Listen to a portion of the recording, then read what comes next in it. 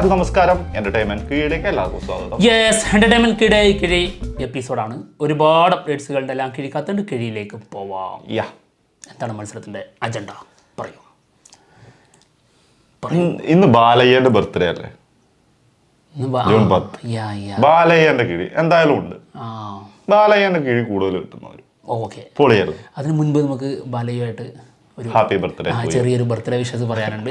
Happy birthday. അതിന് മുമ്പ് അങ്ങ് പൊട്ടിച്ചു. അപ്പോൾ many happy returns of the day.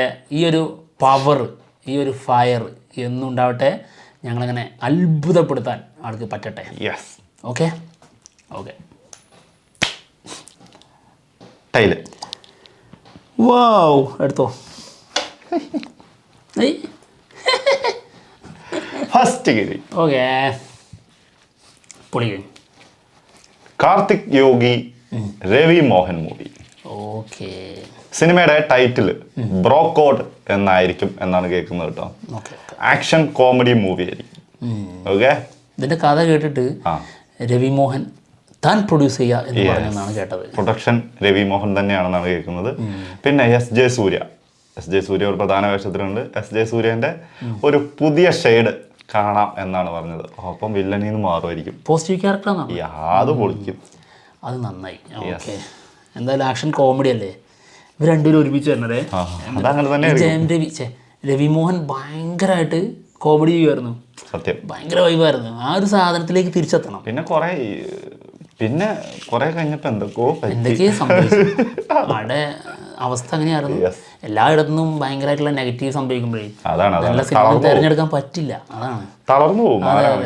Okay, അടുത്തത് 11 സിനിമ ഭയങ്കര അഭിപ്രായം നേടിയ സിനിമയാണ്. സിനിമ OTT വരുന്നുണ്ട്. സിംപ്ലി സൗത്തിൽ ജൂൺ 13 വരും. ജൂൺ 13.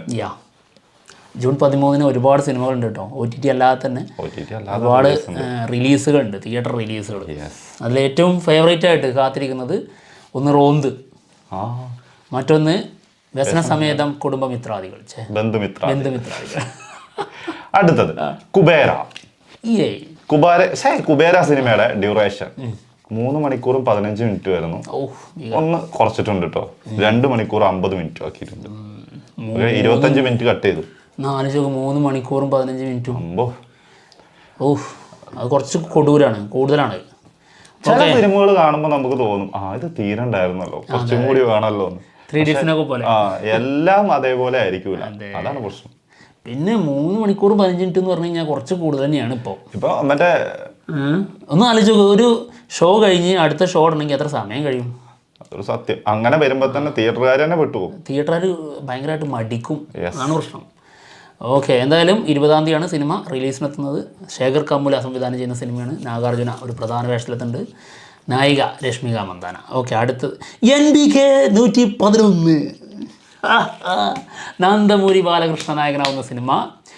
ഗോപിചന്ദ് മൽനേനി സിനിമ സംവിധാനം ചെയ്യും. ഇതിൻ്റെ ഒഫീഷ്യൽ അനൗൺസ്മെൻറ്റ് എത്തിയിട്ടുണ്ട്. എപ്പിക് പരിപാടിയാണെന്നാണ് കേട്ടത് കേട്ടോ. വരട്ടെ. 1-0. അടുത്തത് ഷെയ്ൻ നിഗം 25. സിനിമയുടെ ടൈറ്റിൽ ലുക്ക് പുറത്തു വന്നിട്ടുണ്ട്. ഓക്കെ, ഉണ്ണി ശിവലങ്കോ ആണ് സിനിമ ഡയറക്റ്റ് ചെയ്യുന്നത് കേട്ടോ. ആള് തന്നെയാണ് സ്ക്രിപ്റ്റും. ഓക്കെ, അടുത്തത് Kattalan Jagadish on board. Cubes Entertainments നിർമ്മിക്കുന്ന സിനിമ. അതായത് മാർക്കോ എന്ന സിനിമയ്ക്ക് ശേഷം വരുന്ന സിനിമയാണ്. ഇതിൽ നായകനായെത്തുന്നത് പെപ്പെ. ഓൾറെഡി കാസ്റ്റിൽ സുനിൽ വന്നു, കാബർദ്വാൻ സിംഗ് വന്നു, ഇപ്പോൾ ജഗദീഷും വന്നു. കാബർദ്വാൻ സിംഗും ജഗദീഷും മാർക്കോയിൽ പ്രധാന വേഷം ചെയ്ത ആൾക്കാരാണ് കേട്ടോ. അതൊരു സത്യം. അടുത്തത് ഓക്കെ, മദ്രാസി. വാവ്. സിനിമയിൽ മാസ് ഡാൻസ് നമ്പർ ഉണ്ടെന്ന് കേട്ടോ കേട്ടത്. ശേഖർ മാസ്റ്ററാണ് ഇതിന്റെ കൊറിയോഗ്രാഫി ചെയ്തിരിക്കുന്നത്. ഓക്കെ. അതായത് AR മുരുകദാസ് സംവിധാനം ചെയ്യുന്ന സിനിമ. AR മുരുകദാസിന്റെ ഭാവി ഇനി ഇതിലാണല്ലേ? സത്യം. ഇതിൽ പോയാൽ പോയി. AR മുരുകദാസ് ദൈവം എതിർ തിരിച്ചു വരുമായിരിക്കൂലേ? തിരിച്ചു വരുമോ അറിയില്ല, നോക്കാം. അടുത്തത് കിങ്ഡം. ഓക്കെ, വിജയ് ദേവരകൊണ്ട പ്രധാന വേഷത്തിലെത്തുന്ന സിനിമയാണ് കിങ്ഡം. സിനിമയുടെ റിലീസ് ഡേറ്റ് മേബി ഓഗസ്റ്റ് 1 എന്നുള്ളൊരു റൂമർ വരുന്നുണ്ട്. റിലീസ് ഡേറ്റ് ഒക്കെ മാറ്റിയതാണ്. ഒരു പ്രാവശ്യം മാറ്റിയല്ലേ? ഒരു പ്രാവശ്യം മാറ്റി. ഓക്കെ, നോക്കാം നമുക്ക്. നോക്കാം, വരട്ടെ. അടുത്തത് മീശ മാധവൻ. സിനിമയുടെ റീ റിലീസ് പ്ലാൻ ചെയ്യുന്നത് അടുത്ത വർഷത്തേക്ക് കേട്ടോ. യെസ്, അപ്പോൾ മീശ മാധവൻ 4K അറ്റ്മോസിൽ നമുക്ക് കാണാൻ പറ്റും. യെസ്, മീശ മാധവനൊക്കെ രസമല്ലേ, എവർഗ്രീൻ ഹിറ്റാണ്. പിന്നെന്താ, അതും ദിലീപ് കാവ്യ കോമ്പിനേഷൻ. ഓ പൊളി. ജഗദീഷ് ശ്രീകുമാറിൻ്റെ അഴിഞ്ഞാട്ടം, കൊടൂരം. അതിലും ഉണ്ട് കുറെ പേരിട്ട് നമുക്ക് ഭയങ്കരമായിട്ട് മിസ് ചെയ്യും സിനിമ കാണുമ്പോൾ. അതെ. ഓക്കെ, അടുത്ത ഗെയിം സൂര്യ 46 സിനിമയുടെ ഷൂട്ട് ഇന്നലെ തുടങ്ങിയിട്ടുണ്ട് കേട്ടോ. ഓക്കെ, നമ്മുടെ സൂര്യനായകനാവുന്ന സിനിമ നായികയെ എത്തുന്നത് മമിത ബൈജു. ഓക്കെ, മമിത സംവിധാനം ചെയ്യുന്നത് വെങ്കി അട്ലൂരി. ലക്കി ഭാസ്കർ എന്ന സിനിമയ്ക്ക് ശേഷം ചെയ്യുന്ന സിനിമയാണ്. ഓക്കെ ഓക്കെ, അടിപൊളി. ഓക്കെ, അപ്പോൾ 0 കളിയാ ഓർത്ത് അറിയാടേ. ഇനി അതും പറഞ്ഞുകൊണ്ടിരിക്കും 1-0. ഓ, ഇത് ബാലയാണല്ലോ, കനം കൂടുതൽ കൂടുതൽ ചിലപ്പോൾ ബാലയായിരിക്കും. ആയിരിക്കൂടാ, ഒന്ന് തുറന്നു നോക്കിയോ, വെറുതെ വേണേ തുറന്നു നോക്കിയോ. ഇത് ഞാൻ പറഞ്ഞോളാം, എന്നാലും തുറന്നു നോക്കിയോ. അതാണ് തോന്നുന്നത്, അതാണ് എന്റെ കയ്യിൽ കിട്ടുന്നത്. ഇതായിരുന്നു നിനക്ക് കിട്ടേണ്ടത്. തരാടാ, കുറച്ച് നേരം വെയിറ്റ് തരാ. ബാലയ്യ ഹനീഫ് അദേനി മൂവി. ഓ, മാർക്കോയ്ക്ക് ശേഷം അഹങ്കരിച്ച് തുടങ്ങിയിട്ടുള്ള കിട്ടി. തരും. അഹങ്കാരം എനിക്ക് അല്ലെങ്കിൽ പണ്ടേ ഇഷ്ടമല്ല. ഞാൻ വെച്ച് പൊറപ്പിക്കില്ല, എനിക്ക് അഹങ്കാരം ഒട്ടും ഇഷ്ടമല്ല. അത് അങ്ങനെ തുടങ്ങി അങ്ങനെ കണ്ടു കഴിഞ്ഞാൽ അപ്പം ഞാൻ തലമണ്ടയ്ക്ക് ഇടും. ശീലം അതാ. പറഞ്ഞുകൊണ്ടിരുന്ന ഹനീഫ് അദേനി. അങ്ങനെ ബാലയ്യനെ വെച്ചിട്ട് മാർക്കോയ്ക്ക് ശേഷം ഹനീഫ് അദേനി സിനിമ ചെയ്യാൻ പോകുന്നു എന്നുള്ള റൂമറുകളാണ്. അല്ല, മാർക്കോ ഡയറക്ട് ചെയ്ത ആരാടാ? അപ്പൊ പക്ഷെ അങ്ങനെ പറയണത് തിരിച്ചു പറയണം. മാർക്കോ എന്ന സിനിമക്ക് ശേഷം ഹനീഫ് അദേനി സംവിധാനം ചെയ്യുന്ന സിനിമയില് ബാലയ്യ നായകനാണ്. പിന്നെ എന്തായിരുന്നു ഞാൻ പറഞ്ഞു, തെലുങ്ക് മൂവിയാണ്. നീ അവിടെ നിന്നാ മതി, നീ ഇങ്ങോട്ട് കേറി വരില്ല. അവിടെ നീ പറഞ്ഞ മോളിൽ കൂടെ എന്നെ മാർക്കോ എന്ന സിനിമക്ക് ശേഷം ബാലയും ഹനീഫ് അദേനി ഒരുക്കുന്ന സിനിമ എന്ന് പറയുമ്പോൾ മാർക്കോയില് ബാലയ്യ ഉണ്ട് എന്നുള്ളൊരു ഇത് വരും, ഒരു ധ്വനി. അതിന്റെ തുടക്കത്തിൽ ഞാൻ അത് വേറെ പറഞ്ഞിട്ടുണ്ട് കേട്ടോ. ഞാൻ അതിന് മുൻപ് ഇതേപോലെ പറഞ്ഞിട്ട് ഞാൻ തിരുത്തി പറഞ്ഞിട്ടുണ്ട്. ആണോ? ഞാൻ അതിന് ആദ്യം പറഞ്ഞേക്കുന്ന അങ്ങനെ അല്ലല്ലോ. അത് സാരല്ല, ഒന്ന് തിരുത്തിയേക്ക്. തിരുത്തി നമുക്ക് പ്രശ്നമൊന്നുമല്ലോ. എന്താണെങ്കിലും ഹനീഫ് അദേനി ഡയറക്ട് ചെയ്ത് ബാലയ്യ നായകനാകുന്ന സിനിമ റൂമറുകളാണ് കേൾക്കുന്നത്. അതെ, അറിയില്ല എത്രമാത്രം സത്യം ഉണ്ടെന്നുള്ളത്. ചിലപ്പം ഇന്ന് വന്നേക്കാട്ടോ വല്ല അപ്ഡേറ്റോ അനൗൺസ്മെന്റോ ഒക്കെ വരുമോ അറിഞ്ഞൂടാ. എന്താണെങ്കിലും ദിൽ രാജു സിനിമ പ്രൊഡ്യൂസ് ചെയ്യും എന്നാണ് കേൾക്കുന്നത് കേട്ടോ. പോലീസ് സ്റ്റോറി ആയിരിക്കും, പോലീസ് വേഷത്തിലാണ് ആള് വരാൻ പോകുന്നതെന്നാണ് കേൾക്കുന്നത്. ഈ ഒന്ന് ചിന്തിച്ചോക്ക്, ബാലയ്യ ഹനീഫാദിനിയുടെ ഡയറക്ഷനിൽ ബ്രൂട്ടലായിട്ടുള്ള വയലൻസ് ഒക്കെ ഉള്ള സിനിമയിൽ അഭിനയിച്ചാൽ ഫൈറ്റ് ഒക്കെ ആയിരിക്കും. ഉറപ്പായിട്ടും ഭീകര സാധനമായിരിക്കും. സ്റ്റൈലിഷ് സാധനമായിരിക്കും. ആക്ഷനൊക്കെ വേറെ ലെവലായിരിക്കും, കിടുക്കിണ്ണായിരിക്കും. ഓക്കെ, കാത്തിരിക്കാം അങ്ങനെ ഒരു അനൗൺസ്മെന്റിന് വേണ്ടിയിട്ട്. ഓ, ആര്യക്കായിരുന്നു ഇത്രയും വെയിറ്റ്? എന്താ ആര്യക്ക് എന്താ വെയിറ്റ് പാടില്ല എന്നല്ലോ? വെയിറ്റ് ഉണ്ട്, എനിക്ക് മനസ്സിലായി. വെയിറ്റ് ഇല്ല എന്നല്ലേ പറഞ്ഞത്. ആര്യ 36 സിനിമയുടെ ടൈറ്റിൽ ലുക്ക് പോസ്റ്ററും വന്നിട്ടുണ്ട്, ടൈറ്റിൽ ടീസറും വന്നിട്ടുണ്ട്. ഇതാണ് ടൈറ്റിൽ. ഓക്കെ, മുരളി ഗോപിയാണ് ഇതിൻ്റെ സ്ക്രിപ്റ്റ് ഒരുക്കുന്നത്. ഇതിൻ്റെ സംവിധായകൻ ജിയാൻ കൃഷ്ണമൂർത്തി. കൃഷ്ണകുമാർ ഏതോ ടോക്സിക് ആയിട്ടുള്ള ഏതോ ഒരു തന്നെ പേരാണല്ലോ അത് വായിൽ വന്നത്. നീ കൃഷ്ണമൂർത്തി കറക്റ്റായിട്ട് പറയാൻ പഠിച്ചൂലേ? കൃഷ്ണമൂർത്തി. അതാ കൃഷ്ണമൂർത്തിന്ന് എപ്പോ പറഞ്ഞാലും മൂത്രി ആവുമായിരുന്നു. ഓർമ്മയുണ്ടോ? സത്യം. പിക്കോ ചെയ്യുന്ന സമയത്ത് പിക്കോ എന്ന് പറഞ്ഞൊരു യൂട്യൂബ് ചാനൽ ഉണ്ടായിരുന്നു. ഒരു 1.5 മിനിറ്റ് ഒക്കെ വീഡിയോ വരുന്ന, അത് ഡ്യൂറേഷനിൽ വരുന്ന. അതായത് ഇവന്റെ കോഴിത്തരം അതിനു വേണ്ടിട്ട് ഒരു ചാനല്, അല്ലാണ്ട് വേറൊന്നുമല്ല.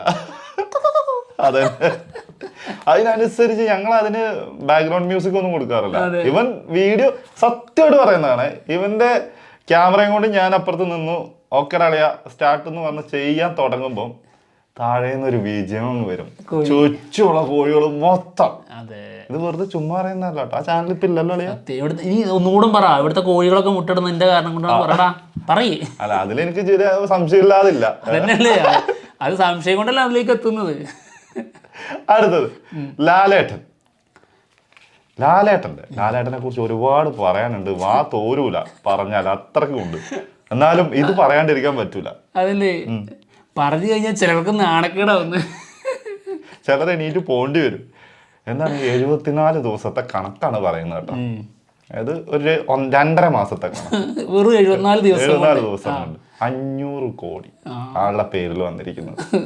മലയാള സിനിമയാണ്, മലയാള സിനിമയിൽ നിന്നാണ് ഇത്രയും കളക്ഷൻ വന്നിരിക്കുന്നതെന്നും കൂടി ചിന്തിക്കണം. എന്തല്ലേ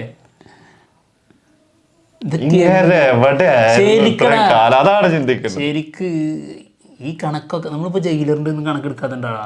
അതാണ് ശരിക്ക് അല്ല ജയിലർ വണ്ണില്ലേ, അതിന്റെ കണക്കെടുത്ത് കഴിഞ്ഞാൽ അതും ആൾക്ക് കിട്ടുന്നത് മാത്രമല്ലല്ലോ. അതും ലാലേട്ടനും ഡോക്ടർ ശിവരാജ്കുമാറിനും ഒക്കെ വരുന്നതാണ്. ഇപ്പോ മൾട്ടി സ്റ്റാറിലല്ലേ, അവരുടെ കൂടെ പോയി അഭിനയിച്ചിട്ടല്ലേ എന്നും പറഞ്ഞ കാര്യമില്ല. അതിലുണ്ടോ അങ്ങനെയുള്ള അവസരം കിട്ടുക എന്നത് വലിയ കാര്യം. അത് മാത്രല്ല രജനീകാന്ത് എത്ര സിനിമ വന്നിട്ട് പൊട്ടിച്ചിട്ടുണ്ട് പിന്നെ അല്ലേ. അപ്പൊ വിജയിക്കുക എന്ന് പറഞ്ഞാൽ ചില്ലറ കാര്യമല്ല. എന്താണെങ്കിലും അത് നമ്മള് കൊറേ പരാജയ ചിത്രങ്ങളുടെ ഇടയിൽ അതിനെ കുറിച്ചൊന്നും ചിന്തിച്ചില്ല. പക്ഷെ ഇപ്പൊ അങ്ങോട്ട് അത് മറ്റുള്ള അന്യഭാഷയെ പോയി വേറെ പ്രത്യേകത ഉണ്ട്. തമിഴ് സിനിമകൾ ഏറ്റവും കുറഞ്ഞത്, അതായത് ഇവരുടെയൊക്കെ സിനിമ വന്നിട്ടുണ്ടെങ്കിൽ തന്നെ 200-250 കോടി എന്താണ് ഏറ്റവും കുറഞ്ഞ കളക്ഷൻ ഉണ്ടാവും. അത് ഉറപ്പായിട്ടുള്ള കാര്യമാണ്. ആ സമയത്ത് മലയാള സിനിമയിൽ നിന്നുകൊണ്ട് അതും വെറും 74 ദിവസം കൊണ്ട് ഇത്രയും 500 കോടി പിന്നിടുക ചിലർ കാര്യം. അത് ഒരിക്കലും വേറൊരാൾക്ക് എനിക്ക് തോന്നുന്നില്ല എത്തുന്നു, നടക്കൂലേ. അതിന് നടക്കാൻ ചിലപ്പോൾ ദുൽഖറിനൊക്കെ പറ്റിയേക്കാം. പക്ഷെ ദുൽഖർ അങ്ങനത്തെ സിനിമ ചെയ്യുന്നുണ്ടോ? അതാണ്, ഒരു വർഷം ഒരു സിനിമയൊക്കെ വരുള്ളൂ, 2 വർഷത്തിൽ ഒരു മലയാള സിനിമ അത്രേ ഉള്ളൂ.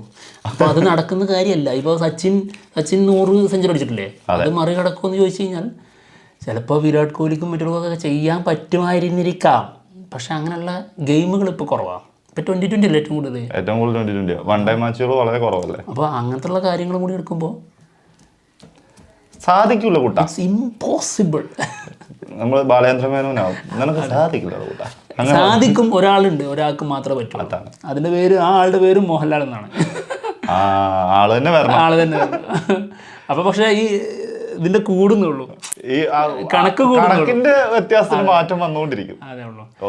ഓക്കെ, അടുത്തത് കാന്ത സിനിമ ജൂലൈ ലാസ്റ്റിലേക്ക് റിലീസ് പ്ലാൻ ചെയ്യുന്നുണ്ടായിരുന്നു. പക്ഷേ ജൂലൈയിൽ വരില്ല, ഒക്ടോബറിലേ വരുള്ളൂ എന്നുള്ളതാണ് കേൾക്കുന്നത് കേട്ടോ. ഓക്കെ, അപ്പം ഒക്ടോബറിന് ശേഷം അപ്പം DQ മറ്റേതിൽ ജോയിൻ ചെയ്യുള്ളൂ. അപ്പൊ ഇനി അങ്ങനെ ആയിരിക്കൂല, ഇനിയിപ്പോ എന്തായാലും നേരത്തെ വരുമായിരിക്കും. ഓക്കെ, എന്താണെങ്കിലും കിഴി എപ്പിസോഡ് കഴിഞ്ഞിട്ടില്ല, അതിലൊന്നും കൂടെ ഉണ്ട്. ഇനിയുണ്ടോ? ഐ ആം ഗെയിം സിനിമയുടെ ലൊക്കേഷൻ ഷിഫ്റ്റ് ആക്കിയിട്ടുണ്ട് ഹൈദരാബാദിലേക്ക്. ഇവരൊരു സ്റ്റോറി, അപ്പം അവിടെ ജോയിൻ ചെയ്യായിരിക്കും കേട്ടോ. അത് തന്നെ ആയിരിക്കണം. എന്താണെങ്കിലും കിഴി എപ്പിസോഡുകൾ തീർന്നിരിക്കുകയാണ്. സമനില 1-1. യെസ്. അല്ല, ജയിച്ചു എന്നിങ്ങനെ കരുതി നിന്നോടത്ത് കയ്യിൽ നിന്ന് പോയി. അതാണ് ഞാൻ പറഞ്ഞത്, അഹങ്കരിച്ചല്ലേ. തരും, സ്പോട്ടിൽ തെരിഞ്ഞ. അപ്പൊ എന്തായാലും പോവാണ്. ഞാൻ അഹങ്കരിച്ചാ നീ അങ്ങനെ ചെയ്യാറില്ലല്ലോ. ഇല്ലല്ലോ, നിനക്ക് അഹങ്കാരം ഒരു ഭംഗിയാണ്, അലങ്കാരാണ്. അഹങ്കാരം നിനക്കൊരു അലങ്കാരാണ്. അതെനിക്ക് ഇഷ്ടപ്പെട്ടു കേട്ടോ. അല്ലെങ്കിൽ ഞാൻ ഭയങ്കര സംഭവമാണ്. അപ്പൊ എന്തായാലും പോവാണ്. മറ്റുള്ള വിശേഷങ്ങളുമായിട്ട് പാചകമടി എനിക്കൊരു അലങ്കാരമാണ്. അതൊരു സത്യം, അത് അംഗീകരിച്ച് വന്നിരിക്കുന്നു. അപ്പൊ എന്തായാലും പോട്ടെ, മറ്റുള്ള വിശേഷമായിട്ട് ഉടനെ കാണാം. അതല്ല ഞാൻ പോലീസിൽ നിൽക്കാതെ ഇങ്ങോട്ട് വന്ന് അവിടെ വാചകം അടിക്കാൻ പറ്റൂല. വാചകം അടിയാ സീ അടിക്കുന്നു.